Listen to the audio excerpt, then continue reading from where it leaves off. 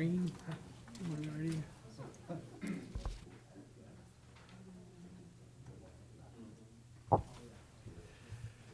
Already. Good evening.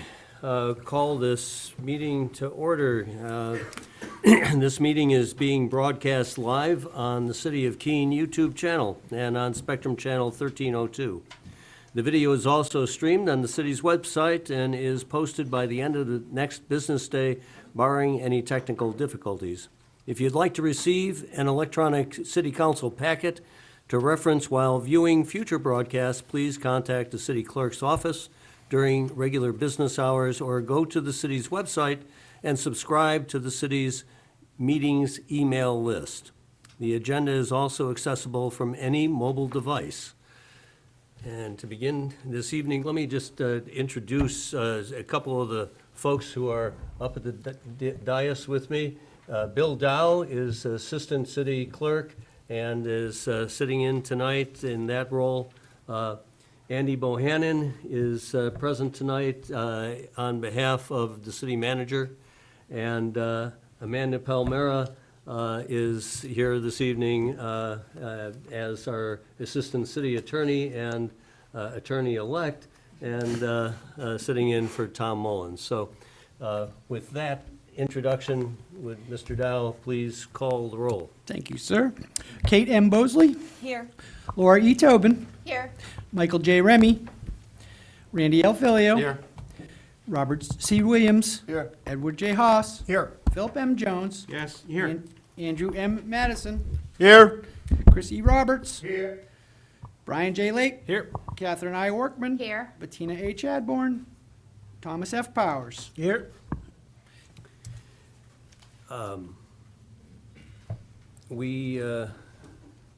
We have two counselors that have requested to be allowed to participate remotely. I'd call on Counselor Greenwald. Please state your reason for your request. Thank you, Your Honor. I am in Uruguay on a cruise ship. I am in the room alone, no one with me. Thank you. I'd ask the council if there's no objection to Counselor Greenwald participating remotely this evening. Seeing none, we'll consider that an approval. And Counselor Favalise, same request. Could you state where you are this evening and your reason for participating remotely?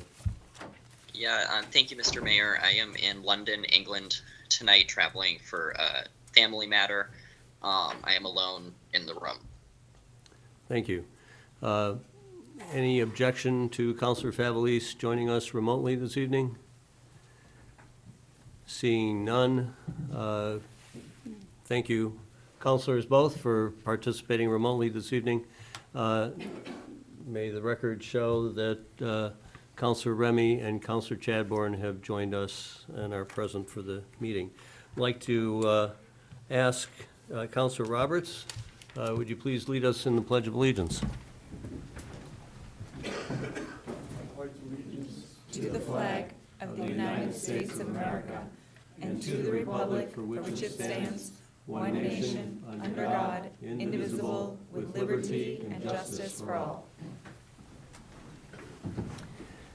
Thank you. I think the clerk has, we'll now take up the minutes of the January 2nd meeting. I think the clerk has a correction to the minutes. The draft minutes have been corrected to reflect a correction found by Counselor Favalise on page 15 of the minutes. The corrected language is as follows. On a vote of 7-6, the motion to amend the committee report to remove the covered structure from Railroad Square carried.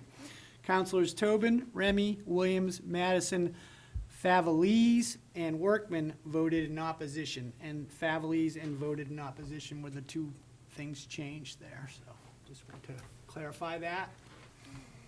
Okay. Counselor Bosley, do you have a motion?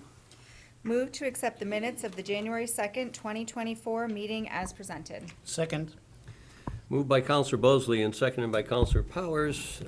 If there are no other comments or corrections to the minutes, Yes, would the clerk please call the roll? Counselor Bosley, Yes. Counselor Tobin, Yes. Counselor Remy, Yes. Counselor Filio. Yes. Counselor Williams. Yes. Counselor Haas, Yes. Counselor Jones, Yes. Counselor Madison, Yes. Counselor Roberts. Yes. Counselor Faveles, Yes.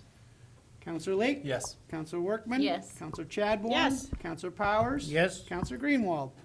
Yes. And just for the public's clarification, because we have remote attendance this evening, all of our votes will be by roll call. Announcements for this evening.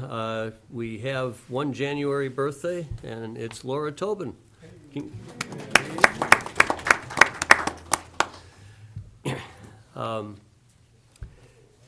So a reminder to the council of our workshop on rules of order. It will be on Tuesday, January 28th, beginning at 6 p.m. This is intended as an educational opportunity on rules of order. We have the clerk's office and the city attorney's offices working up an agenda based on some of the questions that have been raised. We'll run through the rules and the charter of the city to just point out where there are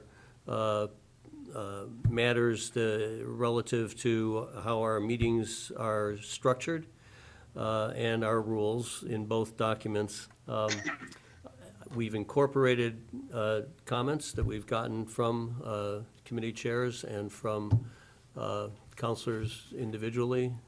And that agenda is almost pretty well cooked with the intent of trying to get that out to you in the beginning of next week.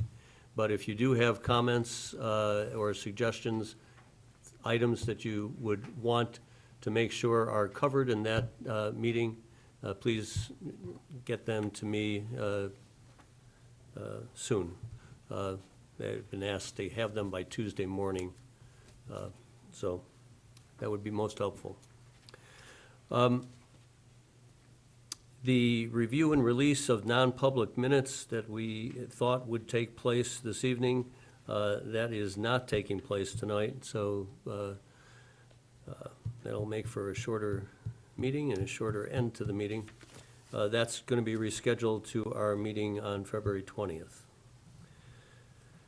And then it'll be, there are going to be several meetings that'll take up the release of those non-public minutes. I'd like to remind the council and the public of the Keene, our council's Human Rights Committee, that will be hosting an event in honor of Dr. Martin Luther King at 5:30 p.m. This next Monday at Heberton Hall. Should be a good event. It always is. The committee does a good job of planning that. And they have engaged school kids to contribute art, dance, music to the event. So I hope on the day off you'll be able to find some time to join the commemoration. And on your desks tonight, the counselors will find a memorandum prepared by Mary Brunner. It's an update on our Vision Keene 20 Forward master plan update and the task force overview. We are now entering what you may recall, and Mary presented this recently, this second phase of public engagement on the master plan. In that second phase, there are 6 pillars that have been identified that the public has been asked if they wish to participate in a focus group on each of those 6 topics. So just to remind you and the public, those 6 topics are livable housing, a thriving economy, connected mobility, which is transportation and recreation networks through the region, vibrant communities, an adaptable workforce, and the flourishing economy. So each of those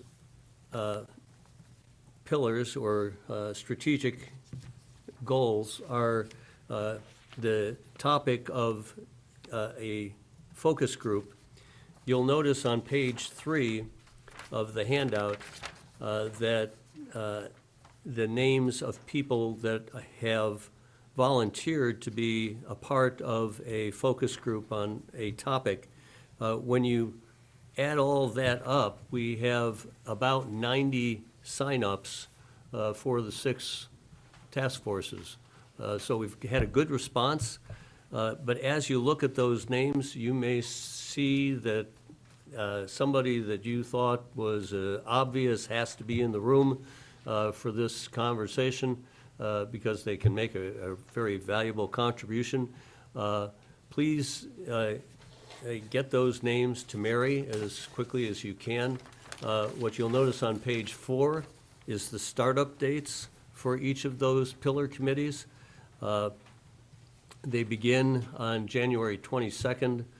The lift is not that demanding. There should be 3 meetings that folks will be asked to attend, with these meeting dates on page 4 being the startup, the livable housing starts up January 22nd, and the last one is the flourishing environment, which would start up on January 30th. So if the public has interest, please contact the Community Development Office and Mary Brunner. If counselors have recommendations, you can recommend yourselves to a committee, as many counselors already have. Or again, fill in the blanks if you see that there's a contributor that's not yet signed up. And that's the end of my announcements. We have 2 public hearings tonight. Yes, we have a public hearing on the amendment to the land code for minimum lot sizes, and notice is hereby given that a public hearing will be held before the Keene City Council relative to ordinance 2024-17A relative to minimum lot sizes in high density, medium density, and downtown transition districts. The petitioner, the City of Keene Community Development Department, proposes to amend sections 3.5.2, section 3.6.2, section 4.6.1, and section 4.6.2 of the Land Development Code to remove the minimum lot area required for each dwelling unit after the first dwelling unit in the high density, medium density, and downtown transition districts with limitations. For order of the Mayor and City Council on the 15th day of December, 2024. Thank you. I'd like to recognize Mary Brunner to present the ordinance before us. Thank you, Mr. Mayor. Mary Brunner, Senior Planner. So this ordinance proposes to amend the minimum lot area in 3 districts. The High Density District, which is a residential district, the Medium Density District, also a residential district, and the Downtown Transition District, which is one of our downtown districts, by removing the minimum lot area that's required for each additional dwelling unit, which is essentially a density factor. And so for each of these 3 districts, there's a minimum lot size that's required for any use, just to have a lot. And then if you propose a residential use that has more than 1 dwelling unit, for each additional dwelling unit, there's an extra amount of lot area that you have to have. This ordinance is basically proposing to get rid of that extra lot area. The public workshop for this ordinance was held on November 12th, and there was a really good discussion with the Joint Planning Board and Planning Licenses and Development Committee. There were a number of folks from the public who spoke on this ordinance. There were a couple of folks who spoke in favor of it in general. Also a couple of people who live in one of the districts that would be affected, the Downtown Transition District, and expressed some concerns. One of them being the historic character of that specific neighborhood where they lived. And so basically the result of this discussion was that the committee voted to amend the ordinance to create an A version that would require structures in the Downtown Transition District to be attached.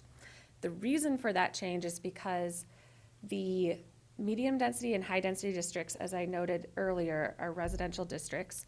Our zoning ordinance only allows 1 primary use or structure per lot in a residential district. That provision does not apply to the downtown transition district.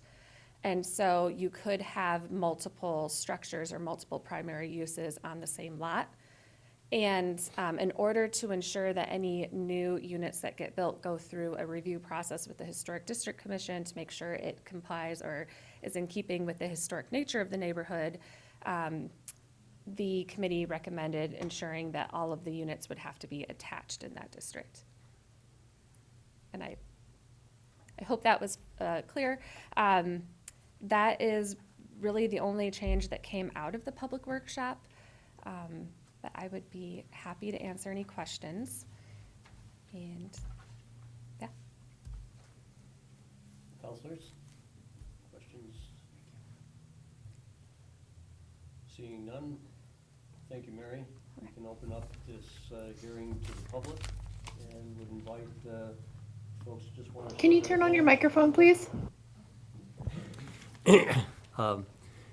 If there are members of the public that are interested in speaking to this proposal, let me see a hand and we'll call you up.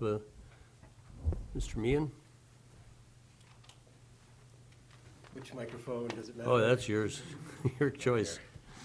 Thank you very much, Mr. Mayor. Josh Meehan, live on Langley Road in Keene. Just going to quickly speak in favor of this as somebody whose job includes addressing the very long waiting list that we have for folks in Keene looking for a place to live that they can afford. One of the few levers that a community like ours has is zoning and density and land use, et cetera. And so while the city council can't come up with the millions and millions of dollars that we need to build, you can address land use and zoning to help those of us who are trying to address our housing crisis. And this is a good way to do it. And when you get to the parking, just what I just said right now, please apply that again for the parking ordinance as well. Thank you very much. You're actually going to have to do that. Okay. Fair enough. Others, members of the public present wishing to speak? Record your preference. Yes, sir.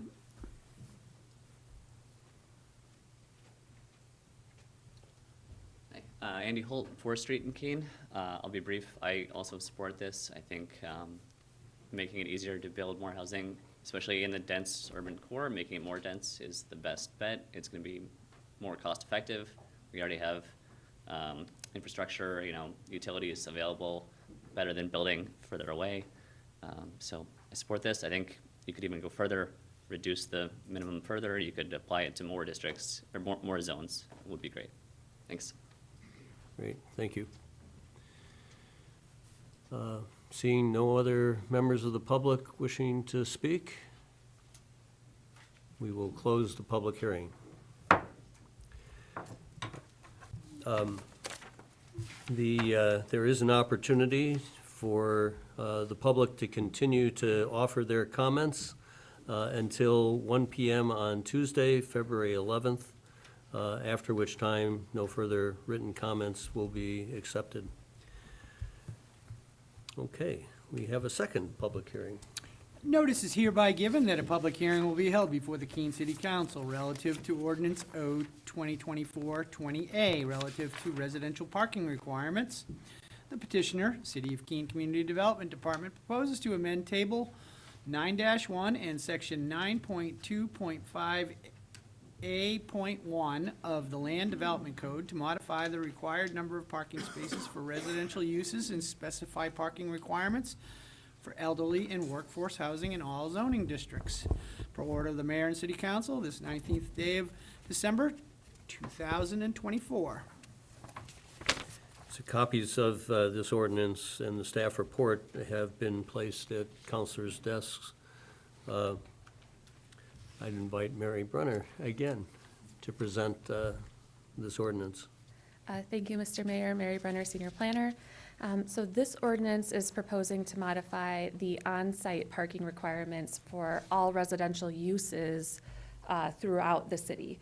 And the impetus for this ordinance was really twofold. One was a change in state law that places limits on restrictions that local communities can place on residential parking spaces. So we will have to amend our local parking regulations to come into compliance with state law. And then the other sort of impetus was a recent study that was completed by a consultant that was hired through the Invest NH HOP grant program. They completed a neighborhood parking study for us, and part of that effort was a list of zoning recommendations to support additional housing development. And so, given the recent change in state law and the fact that we had recommendations from our consultant, staff took those recommendations and introduced an ordinance for you all to consider. There was a public workshop held on December 9th to discuss this ordinance. And as originally introduced, the ordinance would have changed from a per unit to a per bedroom calculation. Previously, the requirement almost throughout the entire city was 2 parking spaces per residential dwelling unit.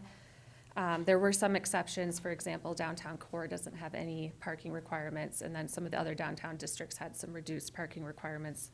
But in general, we required 2 parking spaces per dwelling unit. So we proposed going to a per bedroom calculation. However, there were several members of the public who spoke and encouraged the committee to consider reducing the requirements even further, and some, I think there were 2 or 3 actually that spoke in favor of getting rid of all parking requirements. So there was definitely strong support for modifying the parking requirements at the workshop. And so the ordinance was amended to simplify the new requirements to basically just be a maximum of 1 space per unit. And then there are still some situations where there would be less than 1 space per unit required. These include the downtown growth and downtown limited districts, which would be 0.9 spaces per unit. And then housing for older persons and studios that qualify for workforce housing would also have a slightly reduced requirement as well. And then, of course, downtown core doesn't require any parking and would continue to do so. So I believe you have the table that gives you the numbers that came out with this A version, but I'll just run through it really quickly. For dwelling above ground floor, dwelling manufactured housing, dwelling multifamily, and dwelling 2-family/duplex, there would be 1 space per unit required, and then 0.9 spaces per studio in downtown growth and downtown limited. And then housing for older persons, as defined by RSA 354A15, it would be 0.9 spaces per unit in general, and then 0.75 spaces per unit in the downtown growth and downtown limited districts. And then workforce housing would be 0.9 spaces per studio or 0.75 spaces per studio in downtown growth and downtown limited, and then 1 space per bedroom, per 1 bedroom or more, with 0.9 spaces in downtown growth and downtown limited. So that is where the ordinance ended up. And again, these changes were to come into compliance with state law, as well as to try and promote more housing development by removing a barrier that can be quite costly to developers. So happy to answer any questions. Again, counselors, if you've got some questions of Mary? Thank you. Counselor Faveles. Thank you, Mr. Mayor. I have a question about the rationale for 0.9 spaces. And, listening to that, I'm thinking, and I imagine many people watching are thinking 0.9 versus 1 space, what's the difference? So is it a difference at scale that as these are, maybe larger projects, it is easier to pencil out for the developer, or is there a different rationale? Yes, that's a great question. So it is a matter of scale. So, for a smaller project that's only 2 units or 3 units, it wouldn't really make a difference. But if you have, a 30-unit project, it starts to add up. The way our zoning ordinance treats fractions of a parking space is that we round to the nearest whole number with 0.5 rounding up. So if somebody were to do the calculation and come out with, 5.4 parking spaces, that means they're required to have 5. If it were 5.5 parking spaces, they'd need 6. So, yeah, it adds up with larger projects. For smaller projects, it basically comes out to 1 parking space per unit. As opposed to smaller cars. Yes. No further questions? Okay, we'll open this up for public comment. Are there members of the public that wish to speak to this proposed ordinance? Mr. Goodell?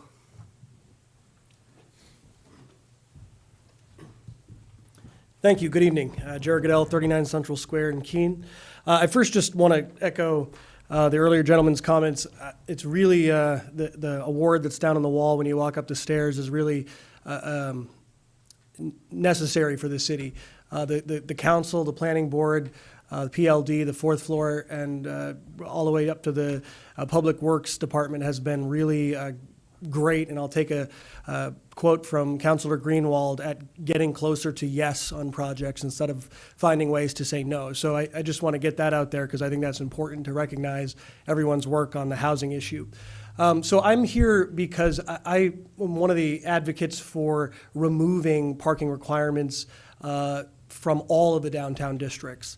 Specifically, and I'm glad that Councilor Favelis asked the question about the .9, and I think that this proposal would be good for large developments. A 30-unit development would get a 3 parking spot savings from this. However, a lot of the development that could take place in the downtown districts is going to be infill development or development in line with the Cottage Court district. And you're not going to get 30 units or 15-unit buildings in those areas. And so infill developments are what we have land for in the downtown districts, and I think that removing the parking limitation, much as it is in downtown core, would really actually move the needle at creating new housing stock, particularly in the studio and one-bedroom area in the city. The odds of getting a developer to come in and do a 30, 40, 50-unit development, I would say, are much lower than somebody like myself, for instance, that could develop a smaller 6, 7, 10-unit development. So I would encourage you to remove parking requirements in all downtown districts for at least the studio level and the one-bedroom level, because I think that will have a real and quick impact on creating housing in the city. That's all I have. Thanks. Thank you. Thank you. Mr. Meehan? Thank you, Josh Meehan, Langley Road, Keene. I would echo the sentiments with respect to parking minimums in the downtown. And in addition to that, just support the notion of reducing them more generally. We did a census of our parking a few years ago when we were coming for a special exemption for parking. And for our age-restricted and units for people with disabilities, fewer than half of the spots that we were required to build are actually used. So anybody who comes to visit us on Court Street, you'll find this giant empty parking lot. And it would have been really nice, although it predated me anyway, but it would be nice if there could be more housing right there. And hopefully we might be able to make that happen if there's changes as proposed. So thank you very much. Okay, thank you. Mr. Tosley?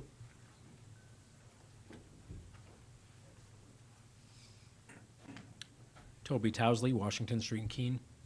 I couldn't agree any more with the 2 previous speakers. This has been a thing for a long time. I mean, I think that for years we regulated things by parking, and it's a dumb way to do it, in my opinion. But I've been a landlord for 40 years in Keene, so I have hands-on experience of how it works right here in Keene. It has nothing to do with some fancy person you hire from the Midwest to come here and tell us how it should be done. And the reality is just what Mr. Meehan had said, is that these parking spaces aren't used. And that's been that way for decades. And people that are particularly of limited means don't tend to have automobiles. And it's extremely important if you want to increase housing and affordable practices is to increase density, remove parking restrictions. Thank you. Thank you. Mr. Holt?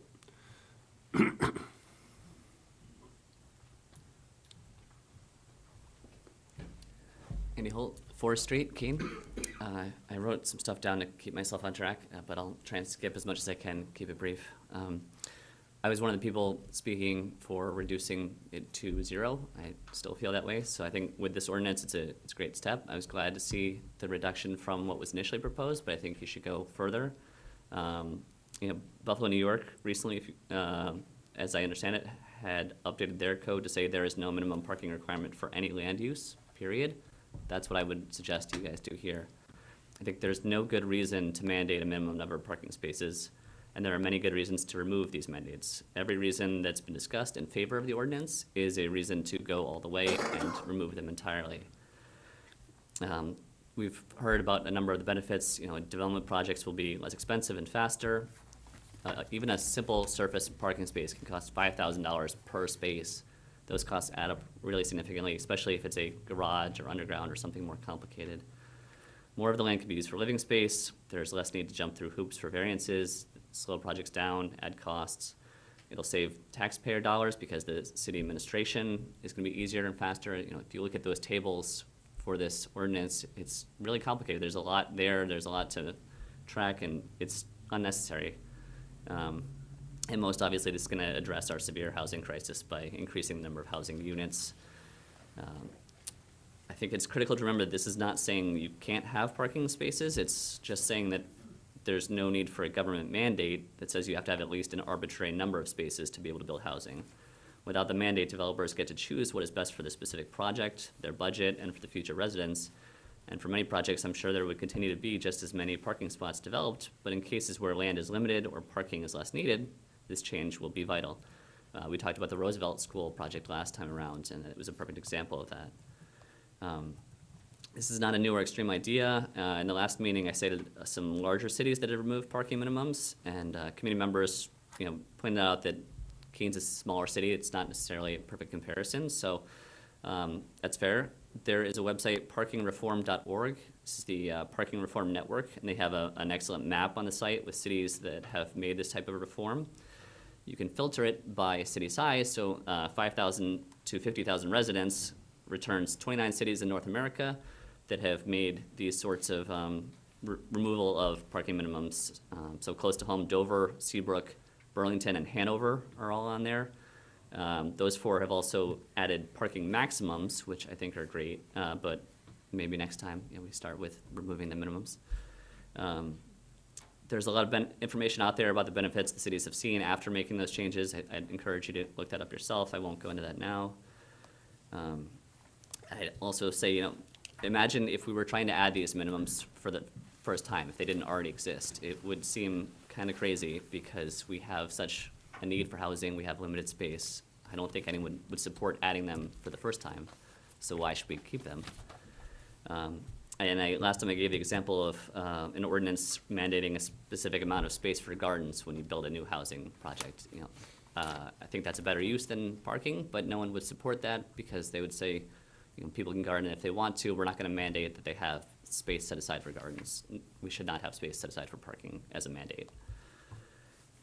Finally, let me address one concern from the last meeting, which was there's overwhelming support for reducing the minimums, but fear about removing them entirely. And I'll say this, yes, a small steps approach is often necessary, and voters can balk at large changes, but this is honestly not a large change. And make no mistake, we are in a housing crisis. We don't have time to wait on these things. People are sleeping on the streets and in the forest because housing is critically unaffordable. Removing parking minimums would not change anything overnight, and it would not harm our ability to park our cars. There wouldn't be any actual harm for residents to complain about. What it would do is allow more projects to get approval and get underway that would add housing sooner and help our residents. So I'll say again, why take half measures when there is no downside to going all the way? Thank you. Thank you, Mr. Holt. Any further comments from the public?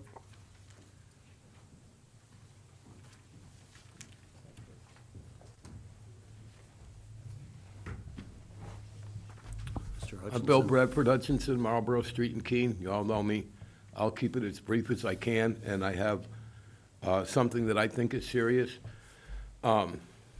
Only using my situation current as an example. I'm not talking about it specifically. I'll get to my point real quick. I live in a 7-unit apartment building. There's 6 residential units and a commercial unit. And the commercial unit is a single person with a beauty salon. So there's some commercial traffic, but it's a single person salon, so there's not multiple cars trying to park on the property. Of the 7 units, one of the tenants owns a motor vehicle and occasionally has a family member there.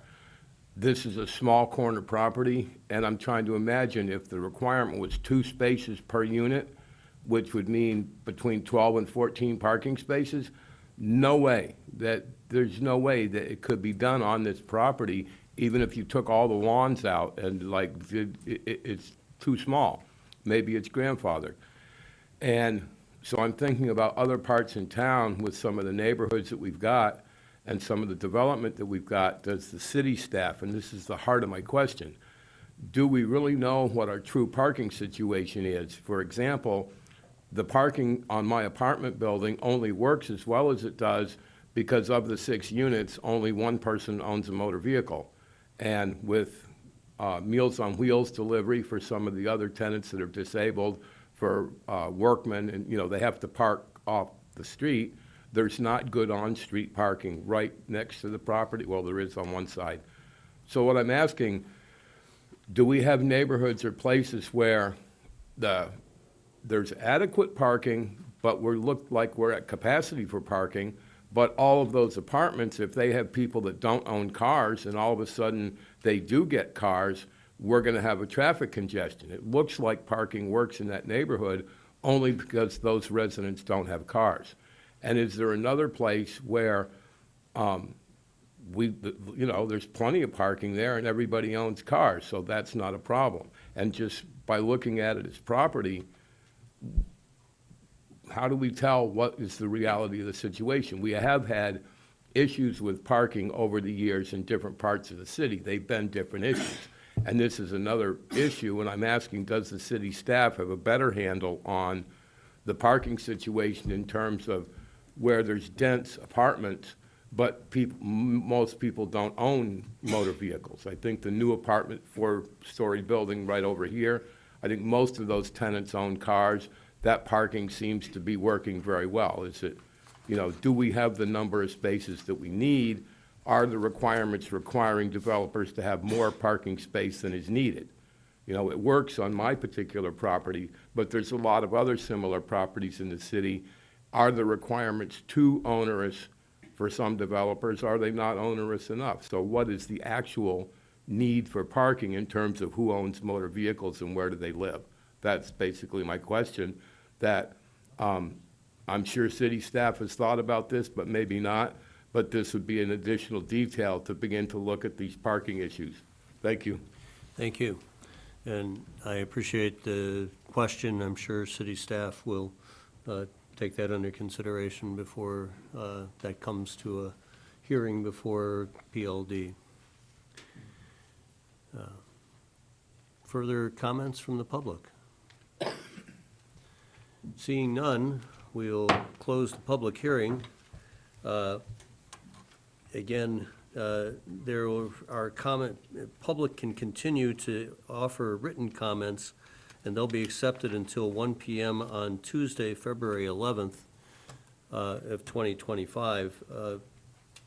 And I think your comments this evening, thank you very much. Those will be informative for the committee's consideration and for staff as well. Okay. We are through the public hearings, and we'll move on with the remainder of our agenda, beginning with nominations. We have a nomination for the Ashuelot River Park Advisory Board. We have Kelly Cook for moving from alternate to a regular member in slot 1 for a term to expire December 31st, 2027. And this motion will be tabled to the next regular meeting. I'll just offer to folks that in addition to her qualifications, or her statement of interest that she completed. This last spring, I was asked if I'd offer a course to the CALL program at Keene State College on local government. Kelly was one of those students in the class, and she expressed an interest in participating in a city committee. This is the one that she offered a statement of interest for, and would invite other members of the public, if you do have an interest in participating on city committees. We still have vacancies on several of those, in particular the Heritage Commission, the Human Rights Commission, and the Historic District Commission. So would love to see some interest from the community in those 3 committees. Okay, but that's tabled until the next regular meeting. We'll now take up communications. We have a communication from the Greater Monadnock Collaborative for a request for a date change for the Jumanji 30th anniversary celebration. And I'm going to ask that we defer that item until we've considered item D3 on the downtown infrastructure conversation. C2, we have a communication for Councilor Williams, request for a letter of support for HB 250, enabling local governing bodies to regulate the muzzling of dogs. And we'll refer this letter to the Planning Licenses and Development Committee. And I'll compliment Councilor Williams for having followed through with the conversation that the council had previously. This is a state issue, and good work. But we'll refer this to Planning Licenses and Development Committee.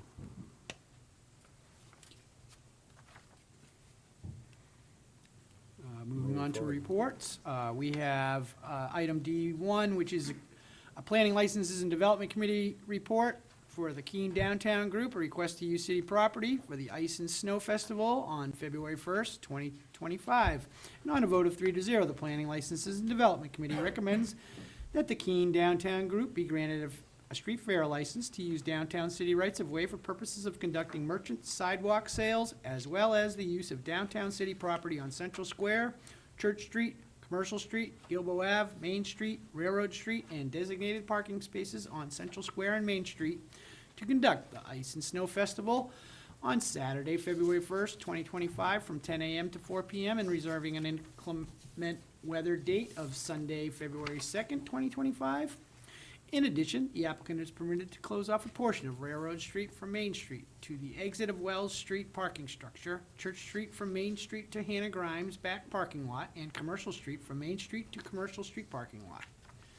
Petitioners further granted permission for 2 small outdoor campfires in the enclosed fire pits on city property adjacent to Railroad Square, subject to attainment of a burn permit from the Fire Prevention Bureau. This permission is granted subject to the signing of a revocable license and indemnification agreement, submittal of a certificate of liability insurance in the amount of $1 million, listing the city of Keene as an additional insured, submittal of signed letters of permission from the owner of any use of private property, and compliance with any recommendations of city staff. In addition, the petitioner is granted use of the requested parking spaces free of charge under the provisions of the free parking policy. The petitioner agrees to absorb the cost of any city services over and above the amount of city funding allocated in the fiscal year 25 community events budget. Recognize Councilor Bosley for a motion. Move to carry out the intent of the committee report. Second.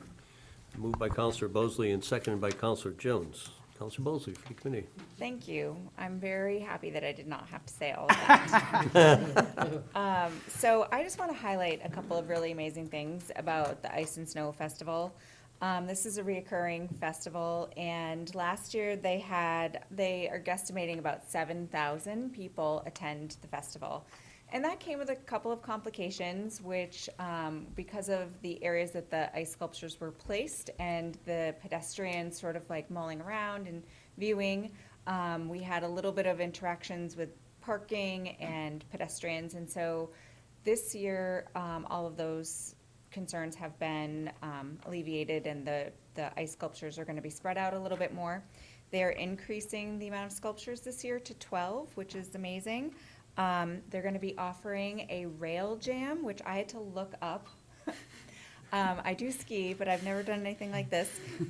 Granite Gorge is actually going to be bringing in a snow machine, and they're going to be making snow and creating some sort of fun ski adventure. They are offering arts and crafts fair. They're offering a train ride. They're going to have food trucks in the Old Vision parking lot, and they're going to be having campfires with s'mores. And it's really going to be an amazing addition to our downtown in the winter months. We heard a report back that some of the downtown businesses were saying anywhere between 30% and 300% increase in business from this festival last year, from a non-festival week in February, which goes to show how important these festivals are to our downtown businesses and how we need to really support this over the coming years. Thank you. Further questions, comments from the council? We'll need a roll call vote on this this evening. Counselor Bosley? Yes. Counselor Tobin? Yes. Counselor Remy? Yes. Counselor Filio? Yes. Counselor Williams? Yes. Counselor Haas? Yes. Counselor Jones? Yes. Counselor Madison? Yes. Counselor Roberts? Yes.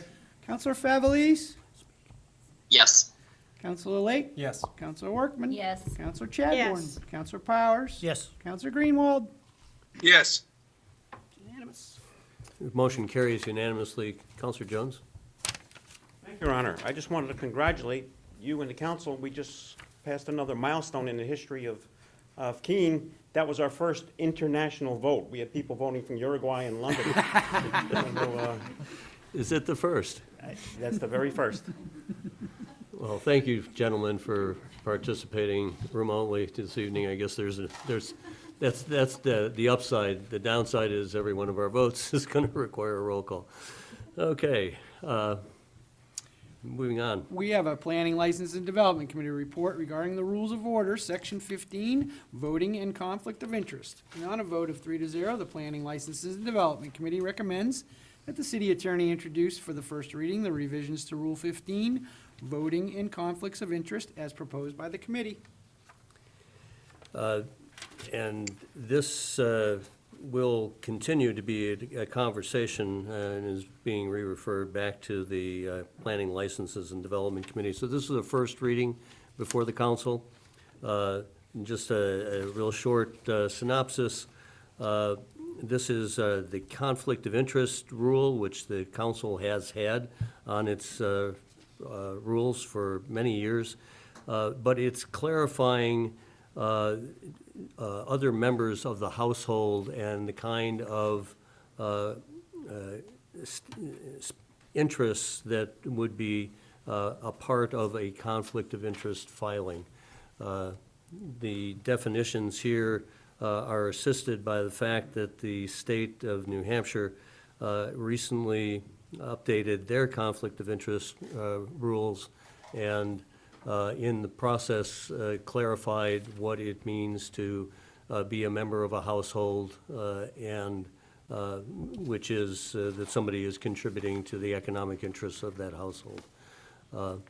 So we've got a first reading of this before you, and it's recommended by the committee, PLD committee, but they'll take this up again at their February 12th meeting, right? And just a reminder, any change to our rules of order do require a 2/3 vote of the council to approve it. So if no questions, that is a referral back to Planning, Licenses, and Development Committee. Okay, moving forward. We have a Finance, Organization, and Personnel Committee report proposing that the city council consider a delay in the downtown infrastructure project. And on a vote of 5-0, the Finance, Organization, and Personnel Committee recommends that the city manager be authorized to bid the downtown infrastructure project in the fall of 2025 with construction in 2026 and to pursue funding for all phases of the project through the federal raise grant. I'd like to recognize Councilor Powers for the motion. Thank you, Your Honor. I move to carry out the intent of the committee report. Second. So moved by Counselor Powers and seconded by Counselor Remy, and Counselor Powers for the committee. Thank you, Your Honor. We met twice on this. Counselor Filio brought the question to the council.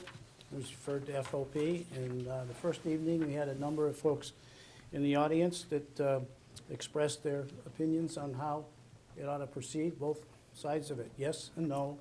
And a number of ideas were raised, and it raised a number of questions internally amongst ourselves that we wanted to spend a little bit of time. So we put it on more time to put it through the cycle at FOP another time.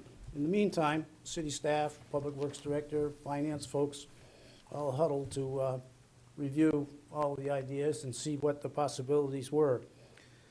This last time we met as a FOP, several folks also came back to discuss it, and I think it might have been split 50-50 as to those that evening who were interested in postponing and those going forward.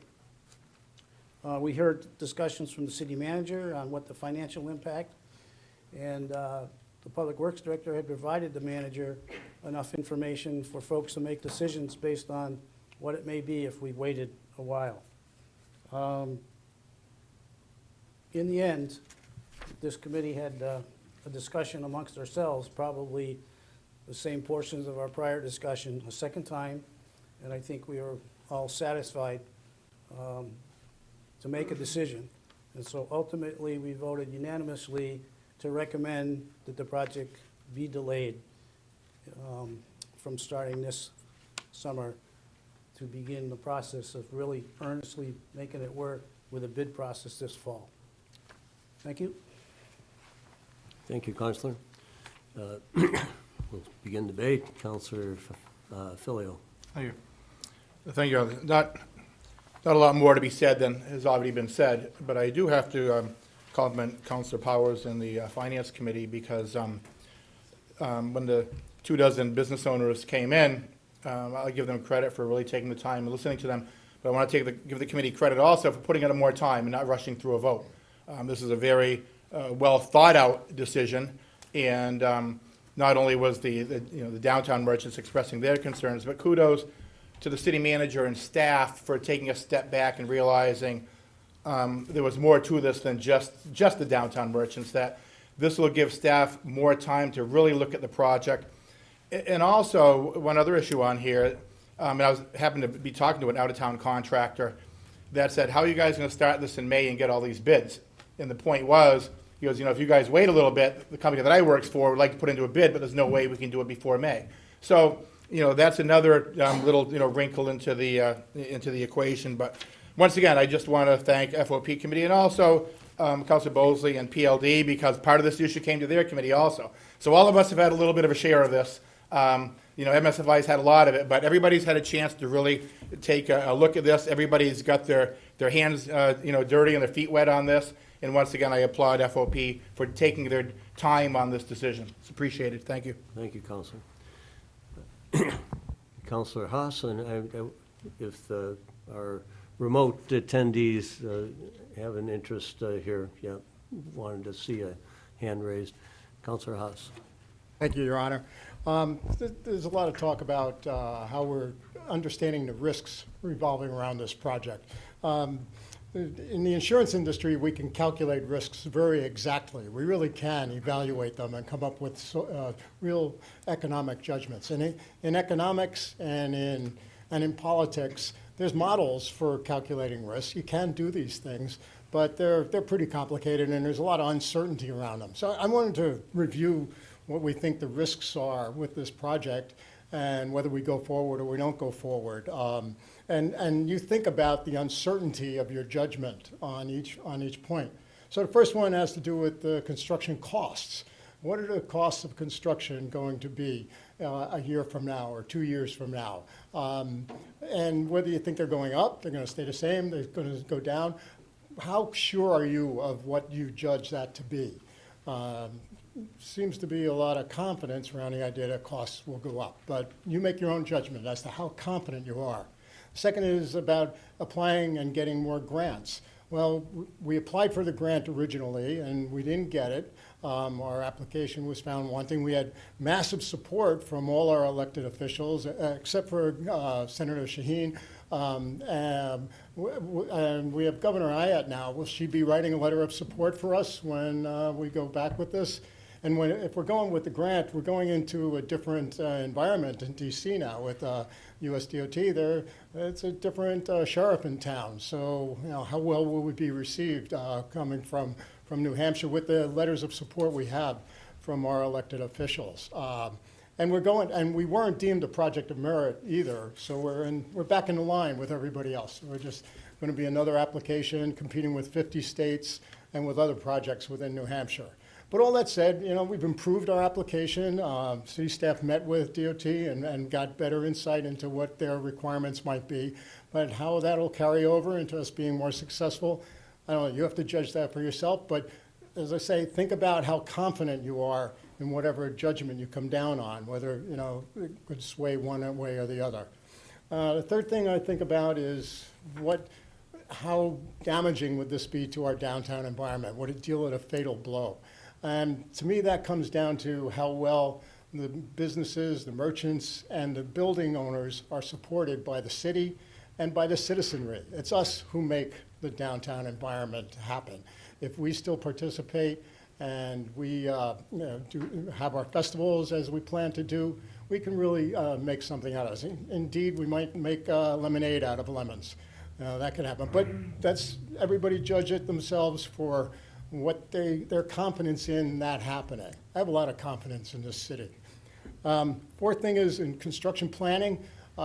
Construction planning of the details that need to be addressed that we've talked about in the committee meetings, they come in a couple months before construction starts. We can't ask a contractor to specify all of these things ahead of time. When he's marshaling his resources, he's bringing where his equipment comes from, where his labor comes from, he brings that to bear at the time of construction. And all of those other details we'll plan, the tactical details of executing the construction project, they get sorted out in a couple months before construction begins. But again, judge that in terms of how confident you are in however you assess that situation. Last thing is, there's one other thing that was given to me today. Why are we doing this? We're doing this because the underground is in bad shape. Our utilities are in bad shape. If we suffer a massive storm or some other failures underground, it's going to be a lot worse than any planned hole we may put in the ground. But again, judge that in your own sense. Most significant thing to me is that once again, we're putting the project off on a somewhat arbitrary basis. Nothing to do with the design, nothing to do with getting bids or going out. We're making a judgment to put it off for some reason that we should have been prepared for. I think that makes us look pretty indecisive, and the question will be raised, well, what else is this city going to do? I think, but we're making the wrong decision at the wrong time. I had all your judgments, make your confidence judgments. In my opinion, let's go out to bid as we had planned. Let's stay on the plan that we had. Now, frankly, if we'd stayed on the plan that we had, this thing would be 2/3 done by now. So let's stay on the plan that we have, proceed, go out to bid, and find out what happens. And then we make the decision whether to postpone or not. Let's see what the bids come back, what the contractors say. Maybe we don't get any bids. Then we know where we stand and we know how to restructure it. But until we go out to bid, we're making it in an arbitrary sense that can only be perceived as more waffling, more indecision on the part of this group. Let's get focused for once. Let's go on with this. So I'm recommending that we do not vote to delay. We proceed with our project as we've planned, go out to bids, and then make a decision whether we want to delay or not. Thank you. Councilor Workman. Thank you, Your Honor. I'll try to keep it brief, but I share a lot of Councilor Haas's sentiments. This is a really tough decision that we have to make right now. And I've contemplated, I've watched both FOP meetings, listened to all the public comment from the first one in December, listened to the city manager's comments from Thursday.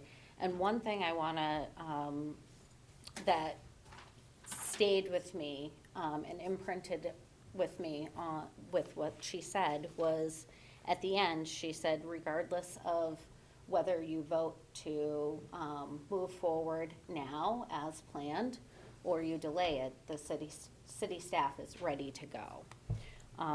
And I was again reassured by city staff following that statement that they are ready to go.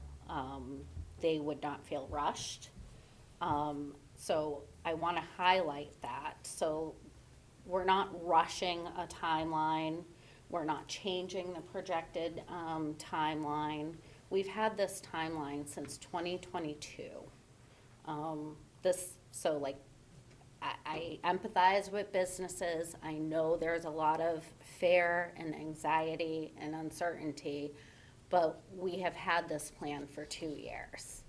There's been 2 years of solidified time to plan. A lot of businesses, a lot of businesses came in and established businesses within that 2-year time period, knowing that construction was pending. I won't repeat a lot of what Mr. Sterling said on Thursday, especially the first time he spoke, but he made excellent points, and I agree with everything he said. What we do know, again, is there's been no change to the timeline. City staff have assured us we are ready to go according to plan. This project has been delayed for nearly a decade at this point. And we just, for whatever reason, councils in the past have kicked the can down the road, and here we are now. I've made lists of pros and cons to delaying, and the only thing that, and I've weighed them, the only thing that keeps coming back to me is a delay. The only guaranteed benefit of a delay is pretty basic. Of course, with more time, you'd have more time to build a rapport with a contractor. But again, going out to bid now and then following our proposed timeline, city staff wouldn't have proposed that timeline if they didn't think it was realistic and feasible. So again, I just want to hope that you guys also agree and vote to move forward as planned. Thank you. Councilor Greenwald. Hey, thank you. And I bring you greetings from South America. And yes, I thought this meeting was important enough that I am here Zooming and aggravating my wife greatly.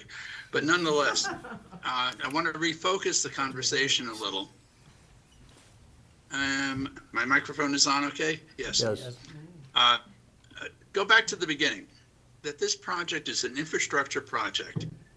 It is there for the benefit of the current merchants, the current building owners, and the future. However, we do not have daily breaking pipes and disaster. So I want to take a bit of the urgency out of it. I also want to mention that when the MSFI committee, of which Council Filio as the vice chair and myself took control of the design, we hit all the deadlines. Again, we were tasked with the designs of the surface features, but we have not received any of the underground designs. And to the best of my knowledge, Stantec, our consultant, I don't even know if those designs are done. So, rushing to, gee, we need to commit this project without any review of the underground. Okay, it's technical and maybe Public Works is more involved, but we as a council committee need to see this. So I think that's very, very important. And it's my opinion, with no real basis in fact, but I'm just wondering whether the RAISE grant that we didn't get might have been because at the time we did not have all the surface features. We did not have the underground. We didn't have very much of anything other than a hope and a prayer of this is what we're going to do. And maybe that's why we didn't get the money. So for my monetary assessment, I think it's a good risk. I think there's a lot of money potentially involved in this RAISE grant that we may get now that we have all the good information. I think that's very, very important. And on the subject of the RAISE grant, we had a lot of support from our elected officials, not all of them, but I think we may have another one. And we also have an individual who is not going to campaign against the city getting the RAISE grant, is what happened in the last one. I think all these things contributed. Some things maybe the public is not too aware of. Now, we've heard from the merchants, and whether right or wrong they were aware of this project, the reality is now they get it. Now they know it's going to happen. We need to give them an opportunity to prepare in any way they can to get through this storm. It's not going to be easy. I've lived through it. My prior life as a retailer twice.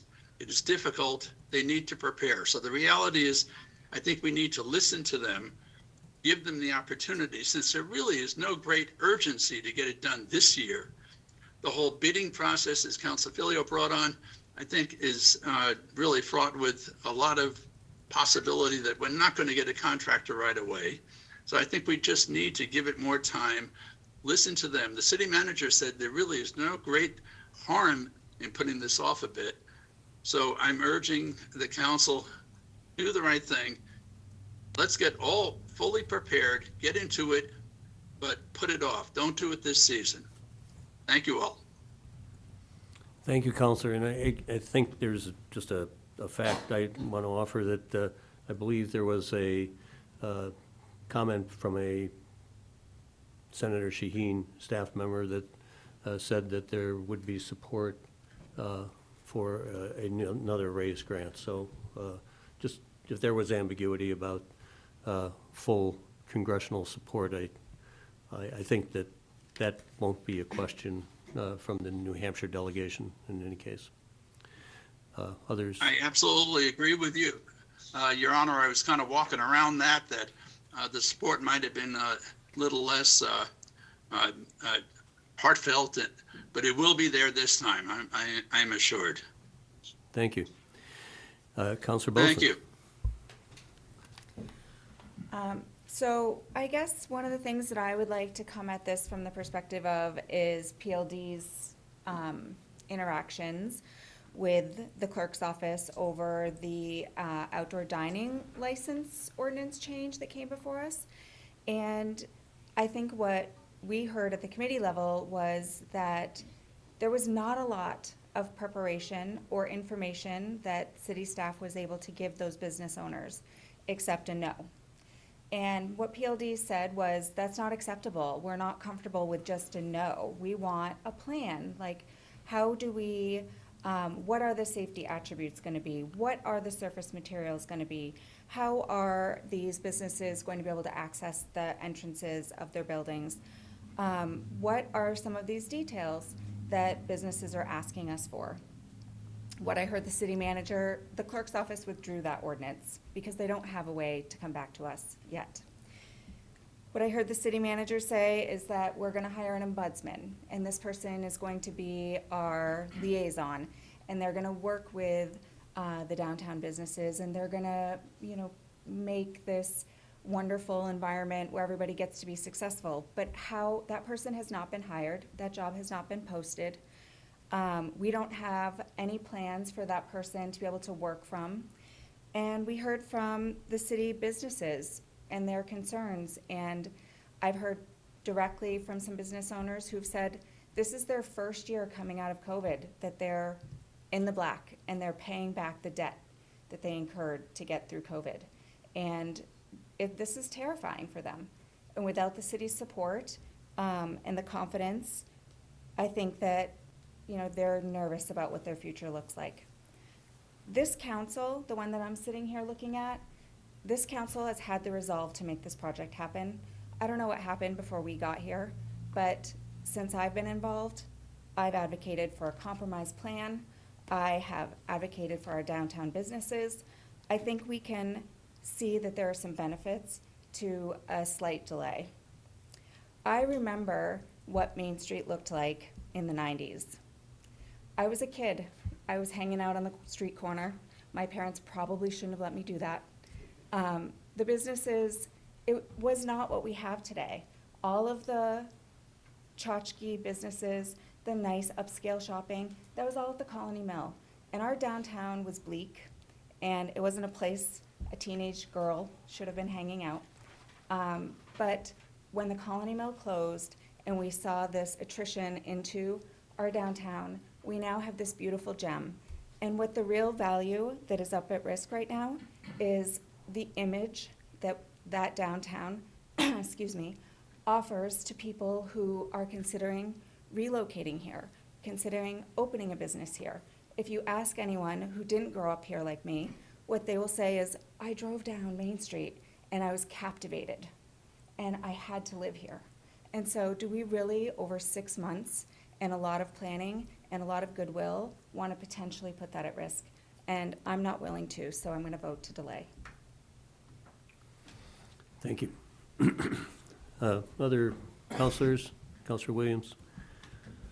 I agree with everything Councilor Haas has said, and just to say that, you know, time is money, and more time is going to cost us more money. So I'm not going to vote to delay. But there's another issue which, you know, came up when the Finance Committee discussed the financing of this, which is that I noticed that none of the funds for this project are coming from the parking fund. And considering how important it was to maintain all 167 parking spaces and how much of a priority that was for this project, I think it's only fair that the parking fund be tapped to pay for some of this project.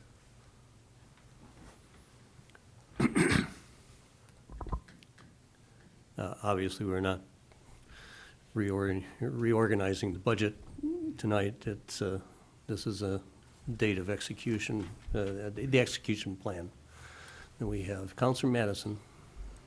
Thank you, Your Honor. I'll be honest, I really debated this back and forth even while sitting here. I didn't have my mind made up walking in here. I think both Councilor Filio and Councilor Workman both made very good points. On one hand, this has been going on since 2022. If you didn't know that this is happening, I don't know what to say. You maybe pull your head out of the sand, you know, read the newspaper. It's been going on. People have had a lot of time to prepare. On the other hand, we finally have just finalized the design plans, and construction was scheduled to start in really just 3 months. That's not a lot of time to prepare. So I'm torn, and I think ultimately I am going to vote to delay it. I think some more time would be good. I will add this, that although I'm heartened to hear that there may be more support from Senator Shaheen's office, I'm concerned about the ethics behind the previous lack of support, her local staff's involvement in the opposition to the project, and all of a sudden, now that support being tied to us delaying the project. I'm concerned about the ethics of that. I'm concerned about how that looks, and I'm concerned about the senator dictating policy to the city and tying the use of funds to the way we govern ourselves here in the city of Keene. Our representatives in Washington are in Washington to help provide us with resources, not to sit on Capitol Hill and dictate policy to us. So I will be honest with you, Your Honor, I do intend to reach out to Senator Shaheen's office in Washington and seek clarification on the comments made by their local office here in Keene, and I would encourage my fellow councilors, the mayor, and the city manager to do the same. Thank you.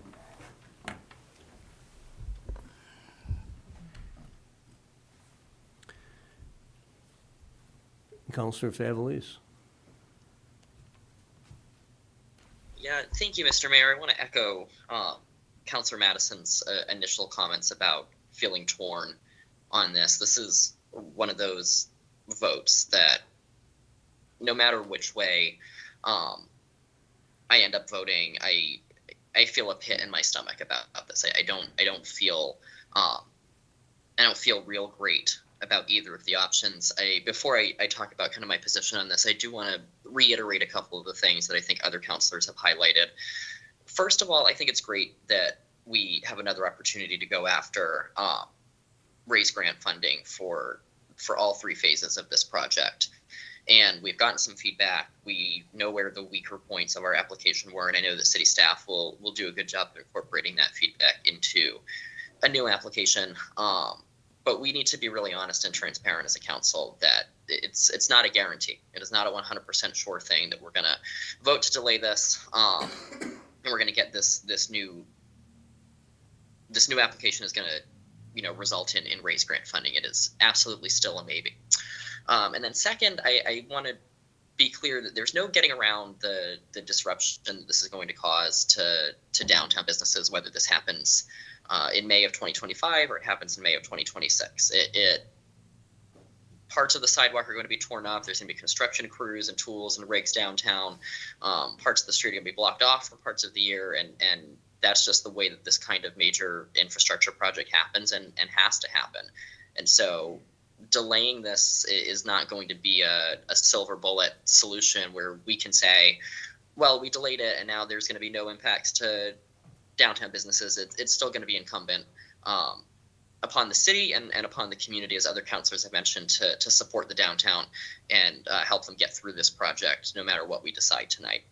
And then I also want to highlight as well, and we've talked a lot about the progress that has been made on the actual design pieces of this project.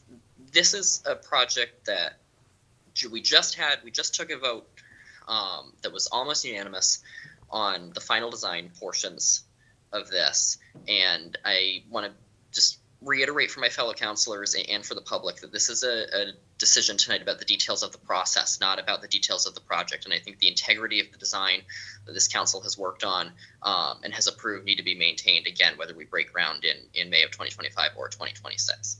So with all of that said, I have wrestled with this just like every other councilor has for the past week. I watched the FOP meeting. I listened to the arguments. I listened to city staff. It's not lost on me that this was a unanimous recommendation from a committee that I have great respect for. And I really am not sure that I can sit here and say that I'm confident that we can go to bid now, get shovels in the ground in May, and feel like we've had the time to build the kind of relationship and rapport with a contractor that a project of this scale requires. And Councilor Greenwald reminded us at MSFI when we were going through the final design that we're only doing this once. And it's going to cost us more down the road if we don't do this right, because we have one shot at this.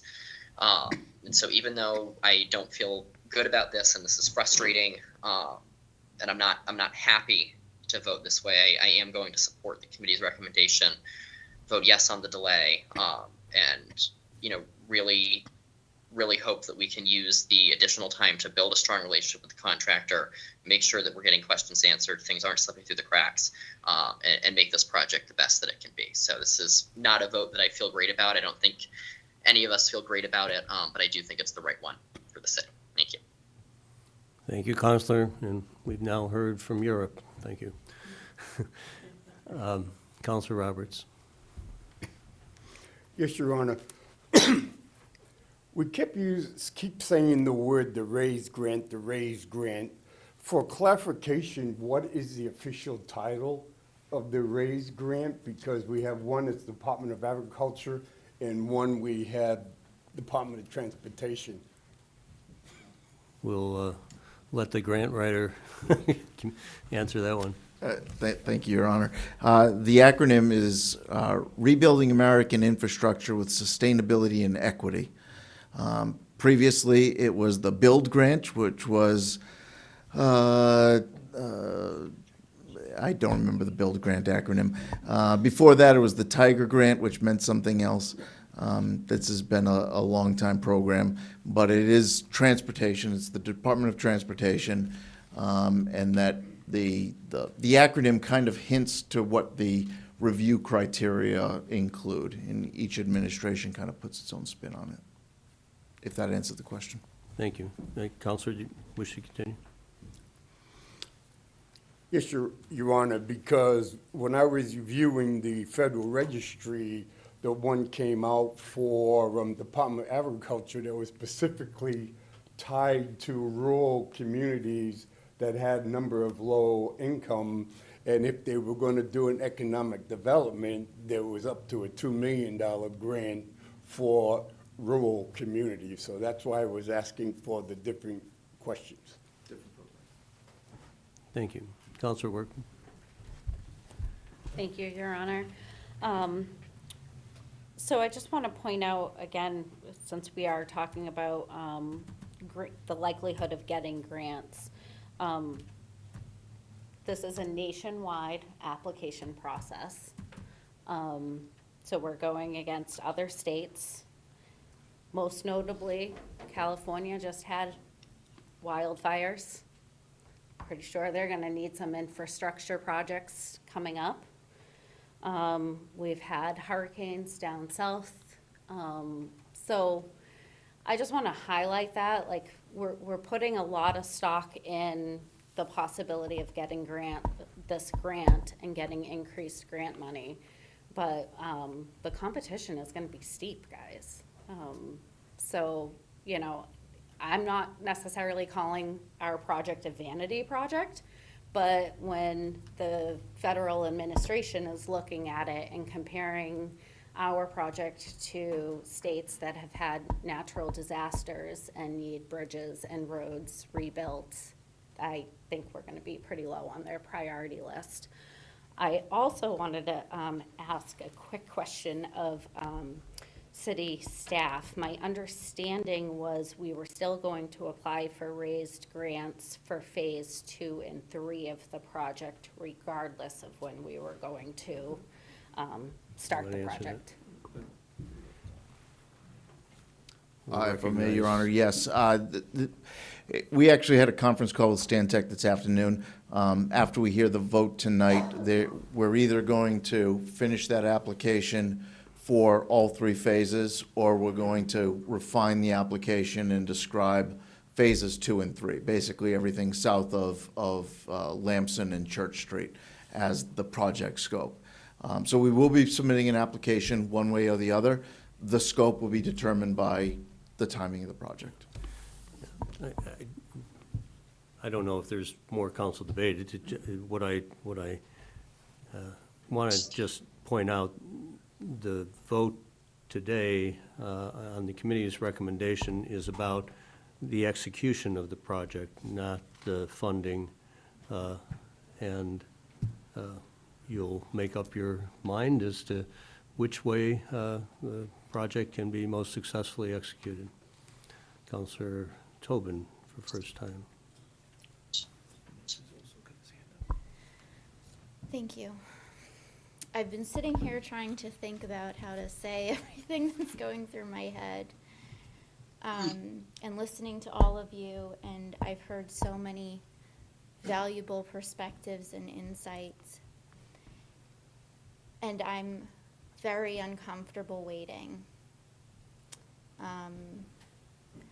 I think about, I have heard businesses, I've heard a lot of businesses express concern. And I appreciate that, and I feel concerned too. I also feel that my responsibility is to set up Main Street to be successful. And what I have seen in the past 10, 15 years, I remember when Colony Mill closed and the businesses moved over, and how it came to life. It used to be that I needed to decide whether to go east or west, the Mill or Main Street.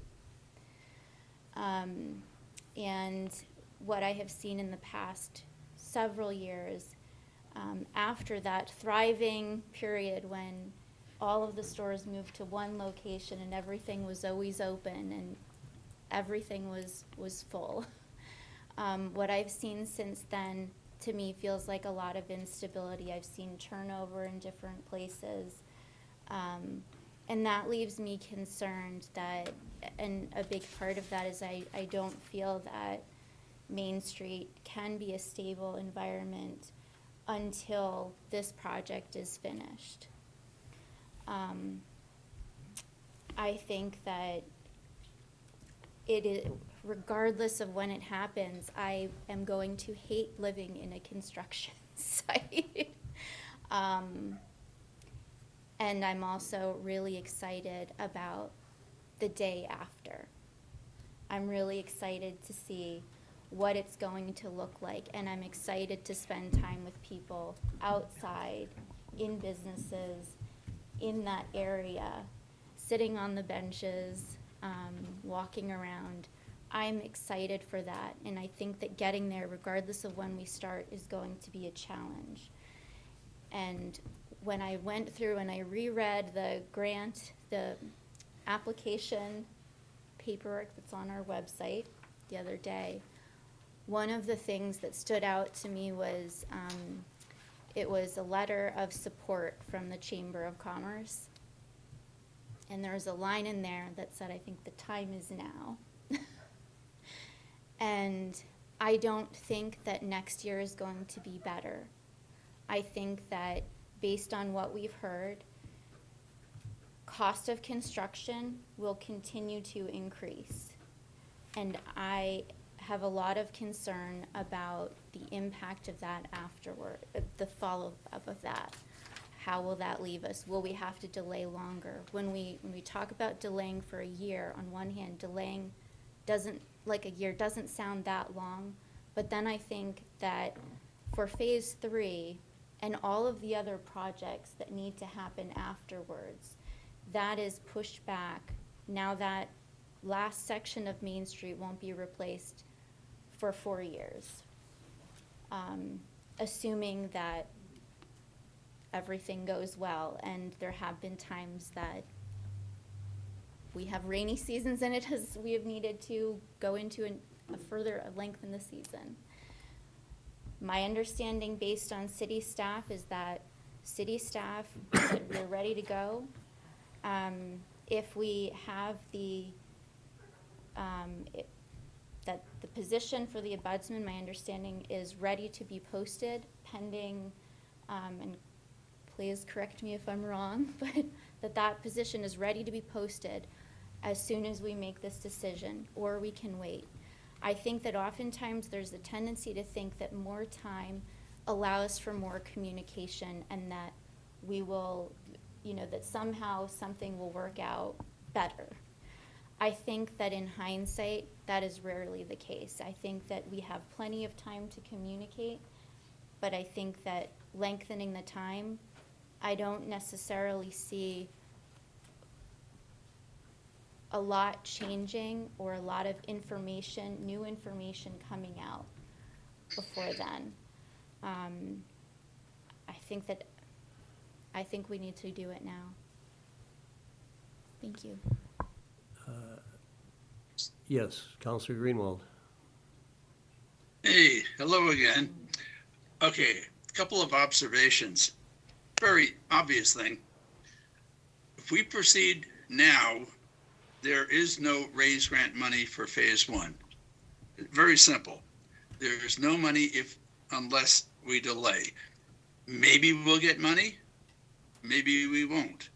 But it's a pretty good certainty that if we don't reapply next year when this starts, we will not have any funding. And I am told that now that there is a surface design, there's a lot more enthusiasm and there's a whole lot more information available. I think we stand a much better chance of actually getting this raised grant.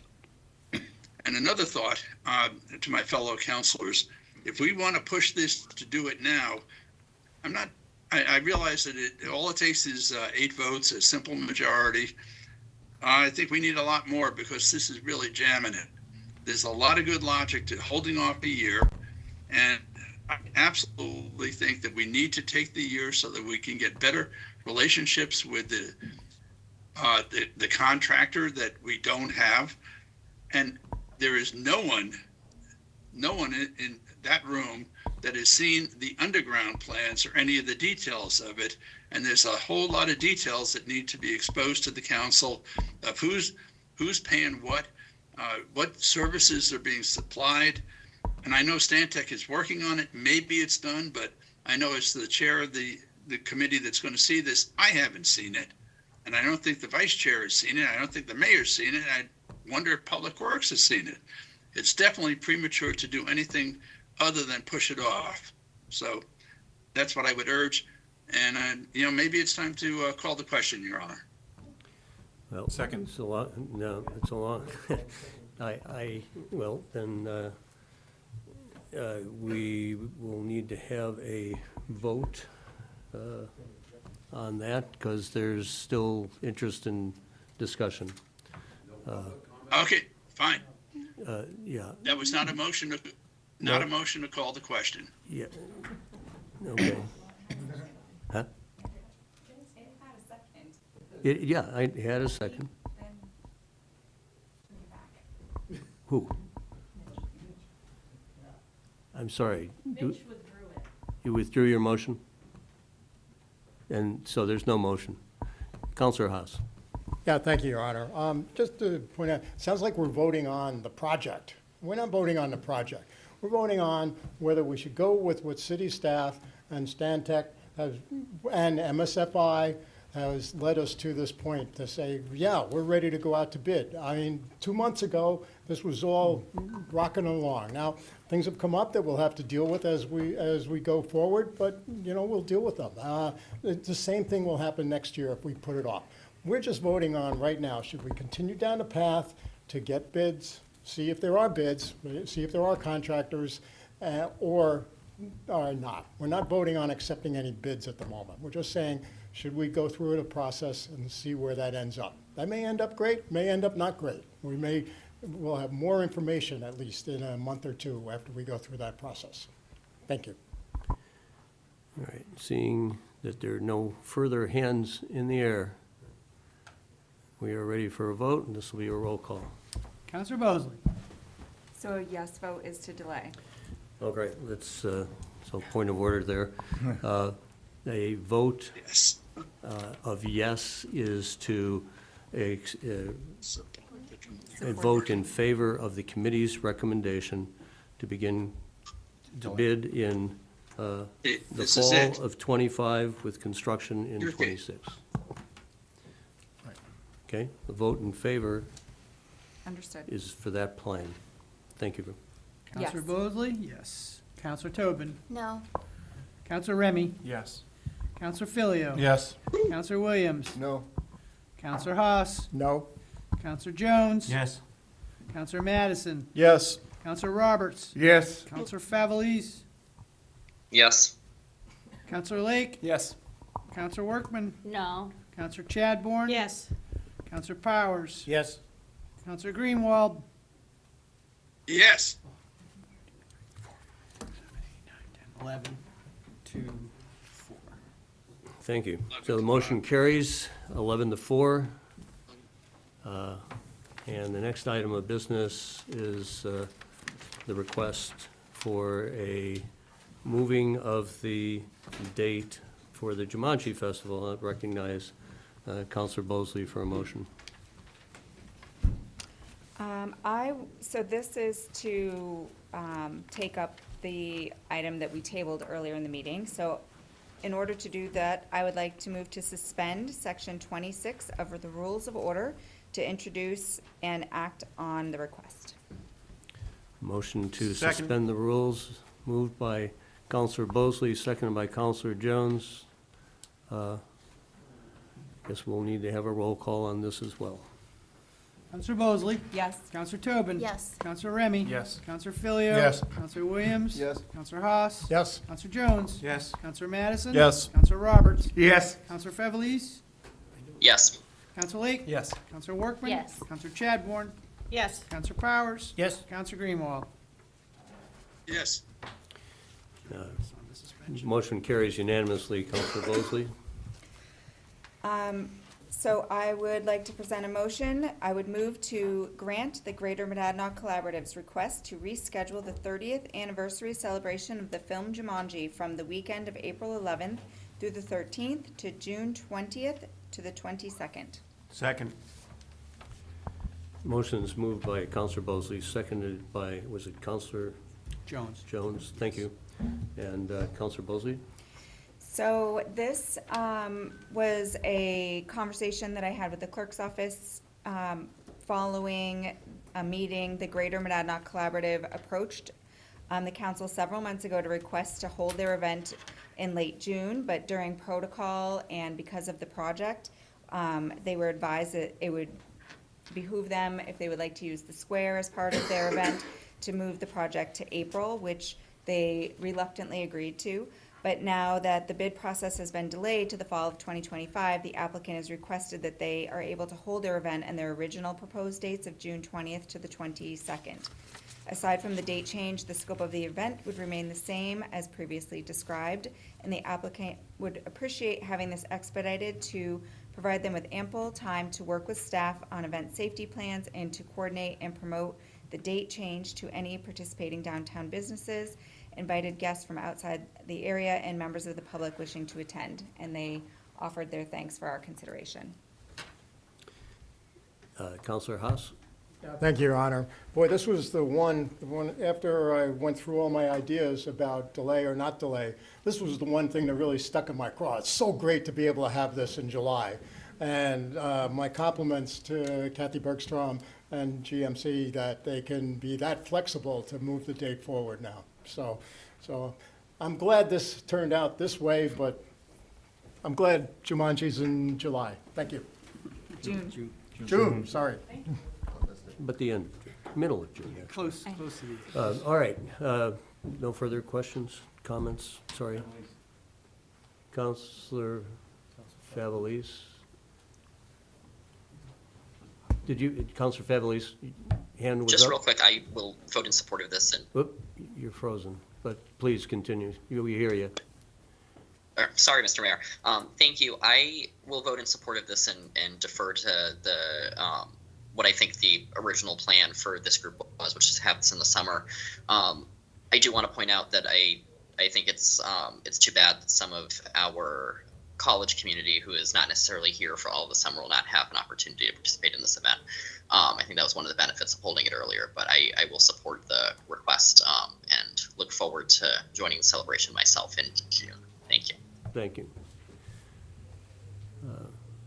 So, at this point, seeing no further comments, would the clerk call the roll? Counselor Bosley? Yes. Counselor Tobin? Yes. Counselor Remy? Yes. Counselor Filio? Yes. Counselor Williams? Yes. Counselor Haas? Yes. Counselor Jones? Madison? Counselor Madison? Yes. Counselor Roberts? Yes. Counselor Favelis? Yes. Counselor Lake? Yes. Counselor Workman? Yes. Counselor Chadbourne? Yes. Counselor Powers? Yes. Counselor Greenwald? Yes. Thank you. Unanimous. At this point, I think we've got 25, 30 minutes left in our agenda. Would people like a 5-minute recess to, no, you want to plow ahead?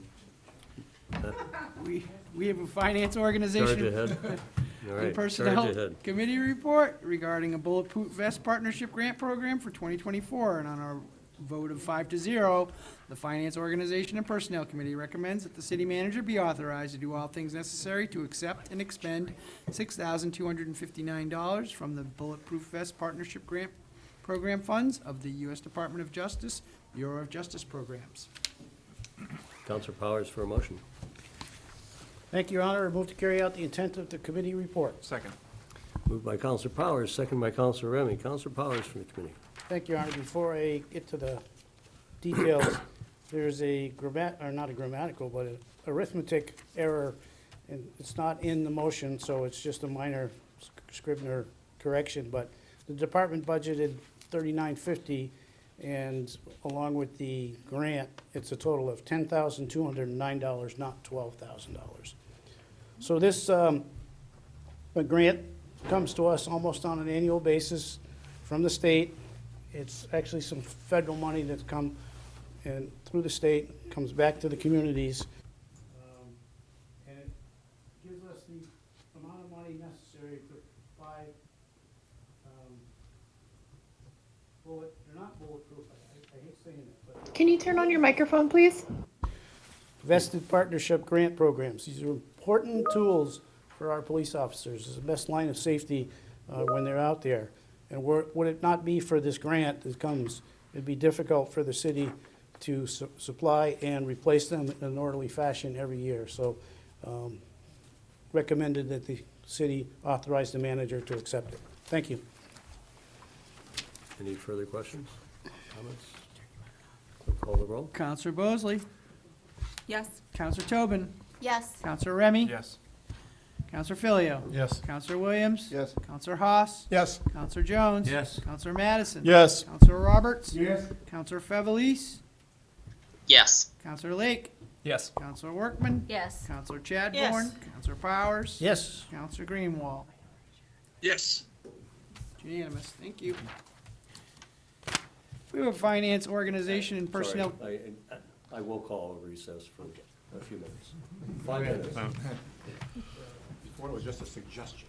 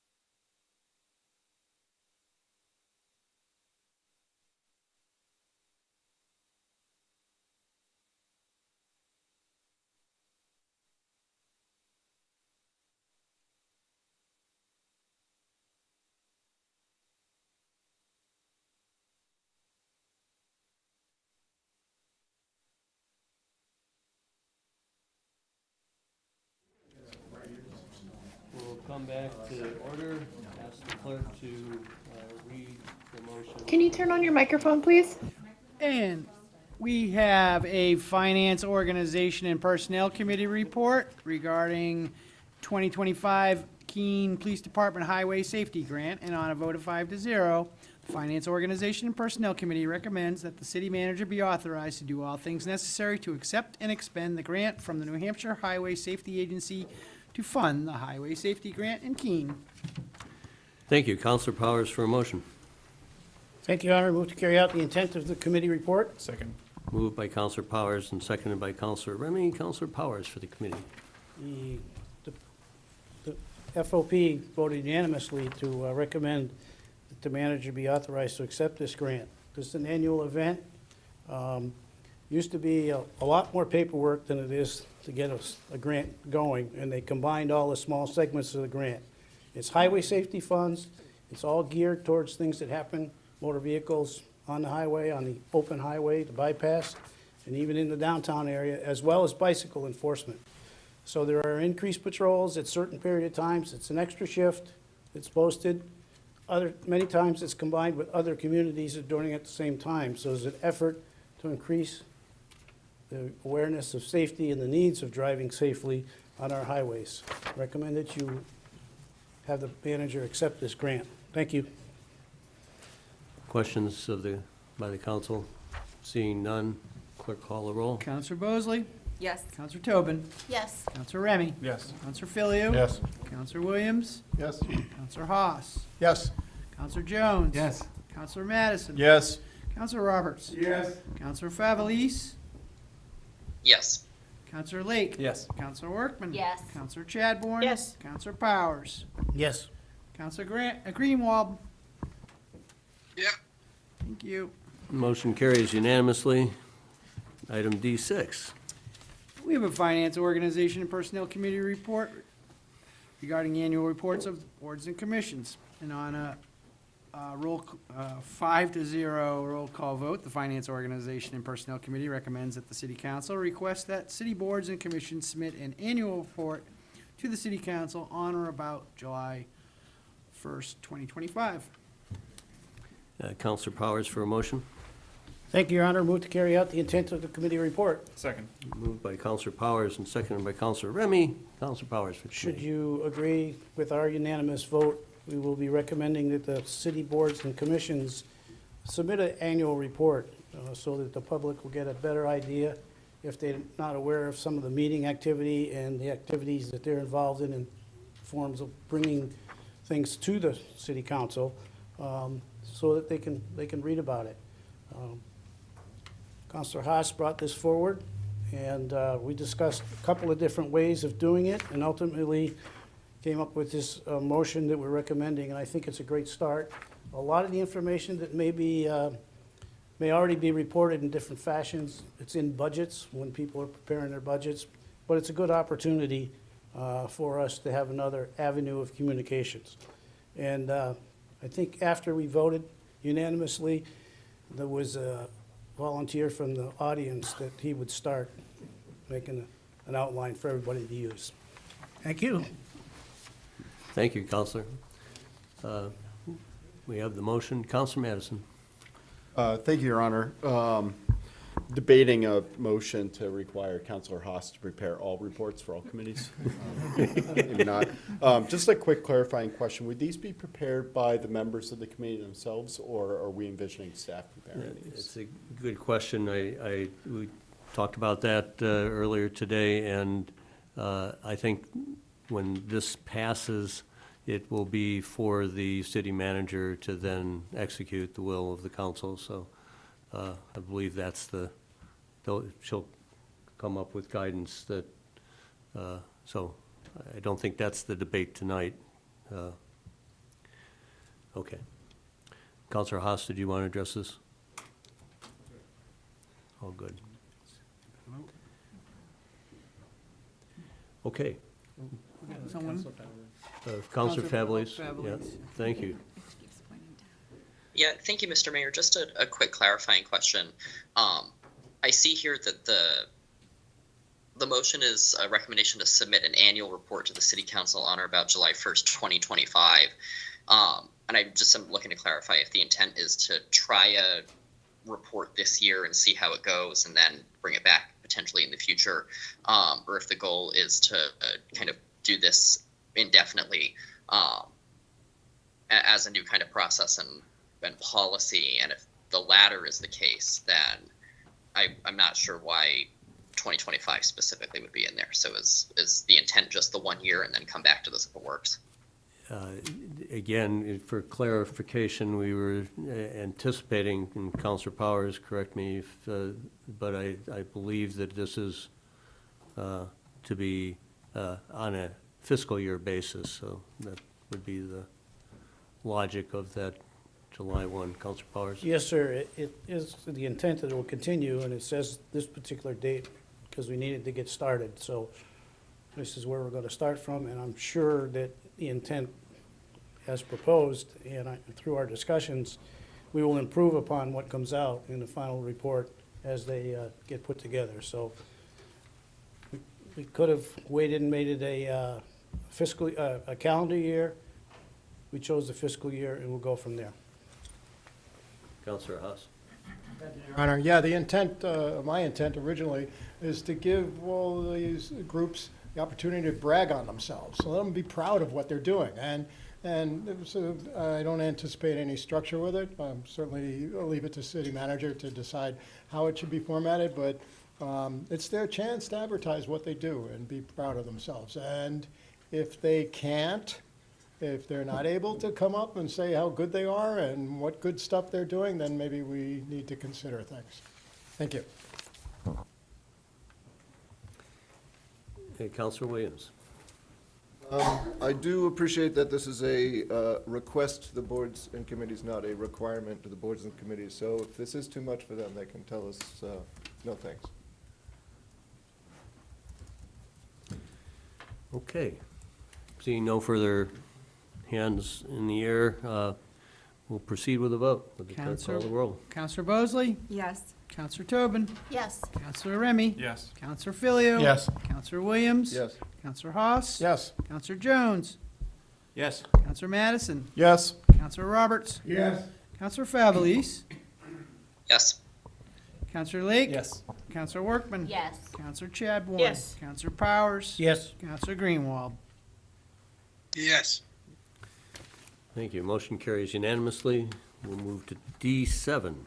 We have an informational report from the Finance Organization and Personnel Committee regarding call volume and staffing needs for the fire department. Counselor Powers, for a motion. No, this is a file. Got it. And this is filed for information. No roll call on that. No. I guess I will just add, this will be coming back to FOP per the notes that you've got in the agenda. Okay, moving on to the manager's report. Thank you, Your Honor. This week, we welcomed Carrie Chamberlain, our new finance director. She has been here with us each day, so that's a good thing, and we will expect to see her at more meetings. She's not here tonight, but she will be at next week's FOP, and many more to come. So we welcome Carrie. If you see her at all during the course of the week, please introduce yourself. We also have, you had passed earlier, related to the Ice and Snow Fest, if you remember from Community Night this past summer, citizens had the opportunity to name the big snow blower, and a young man named Walter named it Sasquatch, and that is what it will be, and it will be at the Ice and Snow Fest. So you can thank Walter for Sasquatch attending the Ice and Snow Fest. We also, if you, I know you've been following along, the Findings Building demolition project. If you've been down Water Street, you will see that it is nearly complete. The only thing left is the safe, so which I think will get done tomorrow. So kudos to Public Works for working that project. The last thing, there was some discussion, and we've had cold enough weather, so Robin Hood Pond is officially open as of yesterday for skating in the wintertime, and we have a small area over at Wheelock Park for also skating, but certainly with the pond, please be careful to the public to watch the signs. Staff drill every day to measure, and we take safety very seriously. So if we put the thin ice signs back out, that means the ice is no longer safe. So please pay attention to that, but while it's open, enjoy. That's all I got. One of the side benefits of cold weather, huh? Yes. Yeah. Thank you, Andy.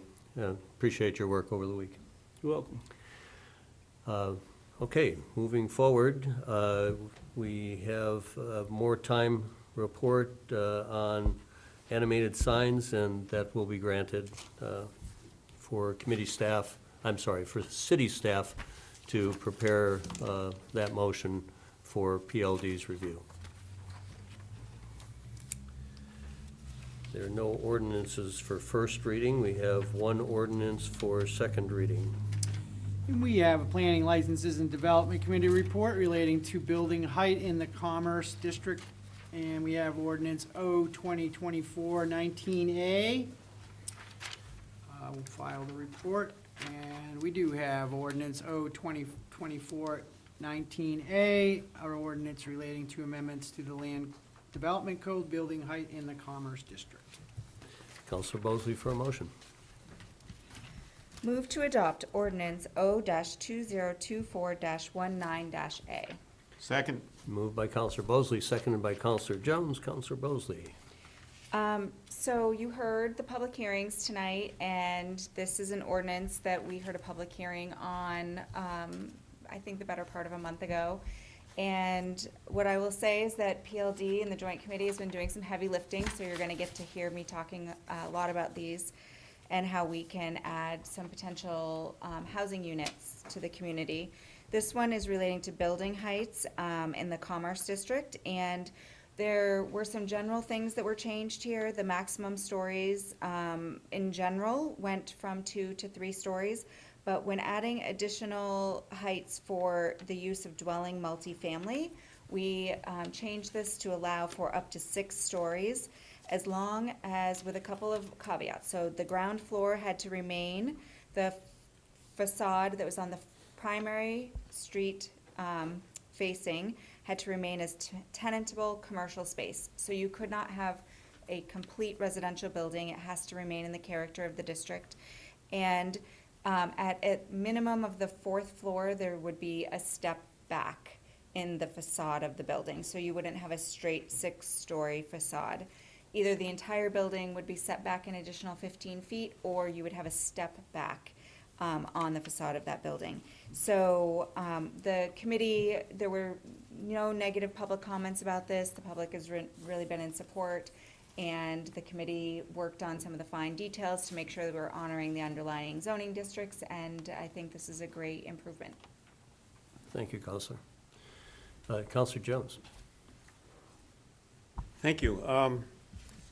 Yes, I support this ordinance, and what this does, it makes our properties more valuable to the developers. They can see dollar signs a lot more with the more they can build.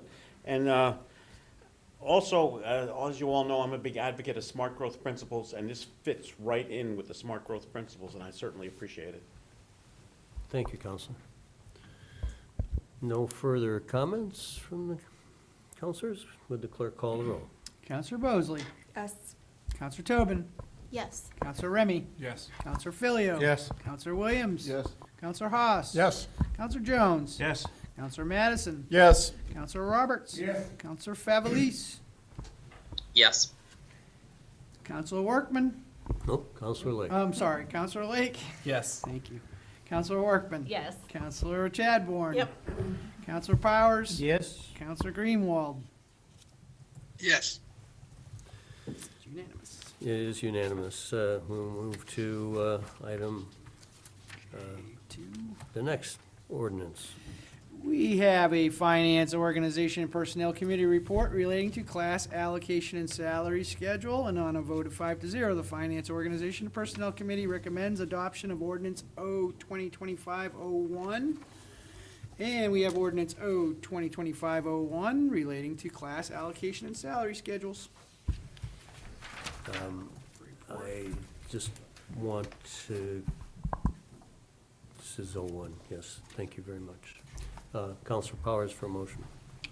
Thank you, Your Honor. I move for the adoption of ordinance 202501. Second. Yeah, moved by Counselor Powers, second by Counselor Remy, and Counselor Powers for the committee. So this is a minor change to the class allocation plan, and it was analyzed after there were a couple of retirements in the Public Works Department and looking at the responsibilities with several positions. So what it does is it changes the grade for one, and the other changes the title.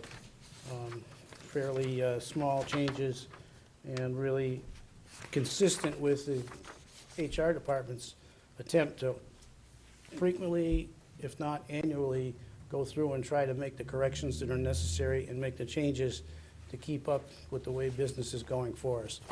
Unanimously recommends by the FOP that you do the same. Thank you. Further comments from counselors? Seeing none, would the clerk call the roll? Counselor Bosley? Yes. Counselor Tobin? Yes. Counselor Remy? Yes. Counselor Filio? Yes. Counselor Williams? Yes. Counselor Haas? Yes. Counselor Jones? Yes. Counselor Madison? Yes. Counselor Roberts? Yes. Counselor Fevelis? Yes. Counselor Lake? Yes. Counselor Orkman? Yes. Counselor Chadbourne? Yes. Counselor Powers? Yes. And Counselor Greenwald? Yes. Thank you. Motion carries unanimously. Thank you. Move to item J3. And we have a Finance, Organization, and Personnel Committee report relating to boards and commissions. And on a vote of 5-0, the Finance, Organization, and Personnel Committee recommends the adoption of Ordinance O 2025, which is an ordinance relating to boards and commissions. Counselor Powers for a motion. Thank you, Your Honor. I move for the adoption of ordinance 202502. Second. Moved by Counselor Powers, second by Counselor Remy, and Counselor Powers for the committee. This change is as a result of the city clerk's office working throughout our code to see where there are things that can be improved or get us consistent with state law. So what's going to happen with this change is the membership of the bicycle pedestrian path is specifically going to show that one member shall be a city councilor, and under the Conservation Commission, we're not allowed to have it spelled out that it be a member of the city council. In our case, it just happens to be one. So you don't have to move your chair. You're all set. So unanimously recommended by the Finance Committee that you approve the same. Thank you. Thank you. Any comments from the council? Seeing none, clerk call the roll. Counselor Bosley? Yes. Counselor Tobin? Yes. Counselor Remy? Yes. Counselor Filio? Yes. Counselor Williams? Yes. Counselor Haas? Yes. Counselor Jones? Yes. Counselor Madison? Yes. Counselor Roberts? Yes. Counselor Favelis? Yes. Counselor Lake? Yes. Counselor Workman? Yes. Counselor Chadbourne? Counselor Powers? Yes. Counselor Greenwald? Yes. Unanimous. Motion carries unanimously, and we move to item K1. We have a Finance, Organization, and Personnel Committee report relating to the appropriations for tree removal work. And on a vote of 5-0, the Finance, Organization, and Personnel Committee recommends the adoption of Resolution R 2025-01. Counselor Powers for a motion. Thank you, Your Honor. I also would move for the adoption of Resolution 2025-01. Second. And I think that might be numbered wrong because it wasn't. It's R and O. Correct in the other one. Gotcha. Thank you. It's getting late. So what we have here is a proposal to move some funding from our unallocated reserve, $50,000, to work on a project to clean up the damages that the city is on city property and adjacent to private property that may now have a danger because the tree is broken halfway up or has fallen down onto other property. And in some cases, trees have fallen on a lot of homes off Court Street, Maple Avenue. So we're looking to move $50,000 over to Public Works Department so that they can get this project moving. They've worked out a plan. We have a tree company on retainer, well, not so much retainer, but he's our source whenever we're in trouble. And they've worked out a plan to work on these. Many of the trees or treetops that need to be grabbed are close to other property or they're right smack in the middle of our property, so they're gonna require cranes, thereby it being a little bit expensive, but we can be assured that they'll do it correctly, and they will clean up after themselves and make it look as best it can after the damage. And anybody that's had an opportunity to go over towards that way and see it, it's a shame. We're losing trees, but we also saw a lot of homes that were significantly damaged. We hope you'll approve this. Thank you. And Counselor Chadbourne. Thank you. Just one question, maybe to the city engineer. When these trees are removed, does the city get to keep, like, does it go through a chopper or whatever they're called that makes them into sawdust or makes them into chips? Does the city keep them, and is that something that residents can take, just like we allow mulch and other stuff to be So I'll recognize taken? the manager for this. Yeah, so that falls under the contractor, so they will cut the tree, take it, remove it. So unless we requested that to happen, it's a clean operation. They cut and they take it away. Does that answer your question?